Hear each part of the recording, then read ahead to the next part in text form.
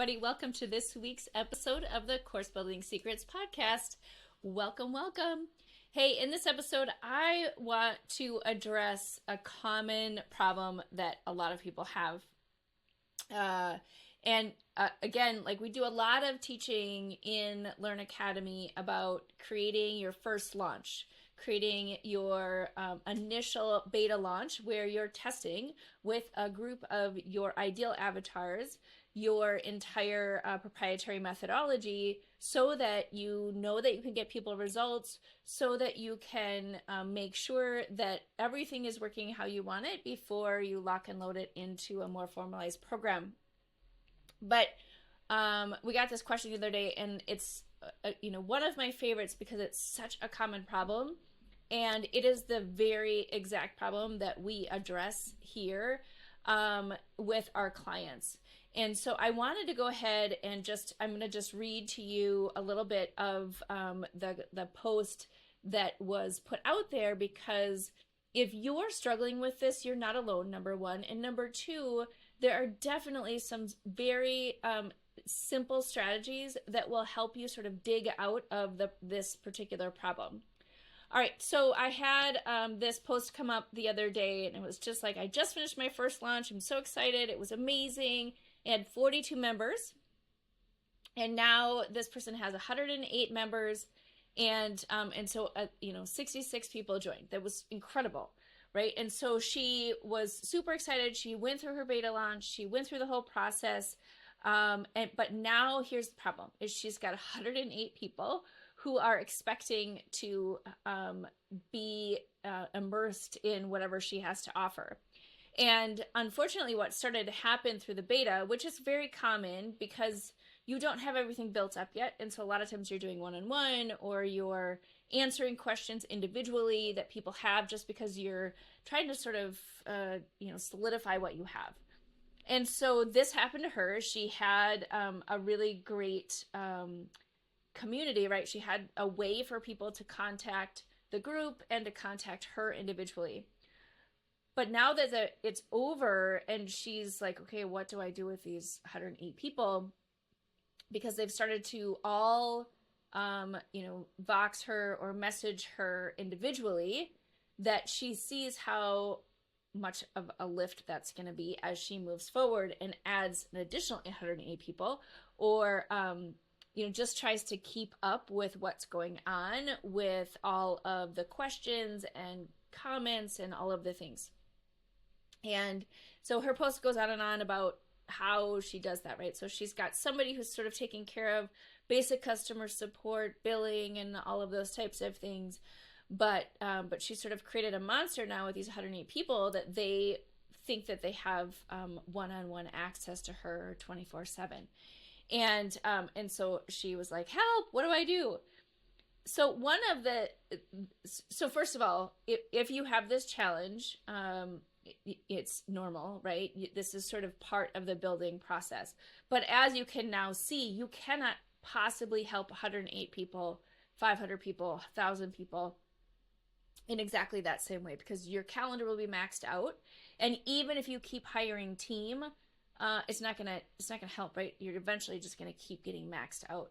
And so there are a couple of strategies that we recommend doing right away to counteract this particular challenge, regardless of what system you're using or platform or whatever else. So the very first thing is start thinking about putting all of those people into some sort of group situation where they can come on and ask their questions. So one engagement strategy that we love to use is a weekly Q&A call or weekly office hours, however you want to think about it.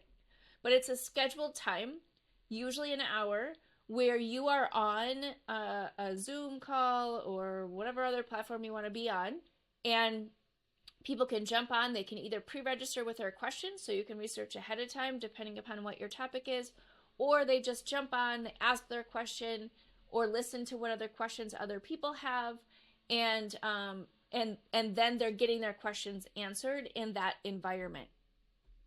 That is the very first thing that we do to help shift people over. You don't need anything complicated. You just need, Zoom or Google Meets or whatever else you use to do live virtual training is to say, Thursdays at 1 o'clock, we are having office hours and anyone can come on and ask their questions. That eliminates a lot of sort of the one-on-one conversation or banter that's going back and forth in terms of what people need. The second thing you can do is set up something like Slack or Voxer or something that's not like a text message, right? Because let's be honest, if you get a text and it's on your phone, you're going to check it automatically because a lot of times it's the same phone you're using for your family and for other things. And so because you need to set those boundaries and say, this is when I'm checking it between this time and this time, putting it onto a platform like Slack, or if you have a membership site, you can kind of put it into a group membership area, or something else from a community standpoint, where your audience can answer, your team can answer, and you can answer. Because that's the challenge is that there are other people who can probably answer the question that person has, but if they're just interacting with you one-on-one, no one else can see it. So a lot of times we'll move our clients to Slack so that the entire team can see that message when it comes in, and then whoever is available can answer it. So that is one approach in terms of just moving everything off of your own personal device or personal messaging system so you're the only one who is seeing it. And then better yet, the next step in that strategy is creating a community where you're having people put their questions in the community that then, again, lives outside of a one-on-one transaction and is available 24/7. So anyone can jump in and answer it or contribute to the conversation at any point in time. Because the reality is that if somebody has a question, most likely one of those other 100 and some people also have the question, or somebody has the answer. And so the more you can do that, the better off it is, because number one, it obviously takes away the burden of you and your time, but it also starts to build a community of people who are helping each other, which adds an entirely new dimension to your membership. And so those are just two quick strategies that you can use to start shifting that sort of challenge that you have with the one-on-one to going to one-to-many. And honestly, a lot of times the opposition that people have is like, well, but people want to have access to me. And that's great, right? Like, you can still have people have access to you without having access to you 24/7, right? And so there's a difference between having people ask you a million questions and having focused interactions with people that help them move forward. And hopefully, you kind of can gauge the difference there in terms of what that looks like. So hopefully this serves you. Those are just two strategies out of lots of other ones. But these are the two that start to shift you in a different direction, where you get out of that just sort of constant one-on-one churn of your time as you are adding more members or customers into your programs.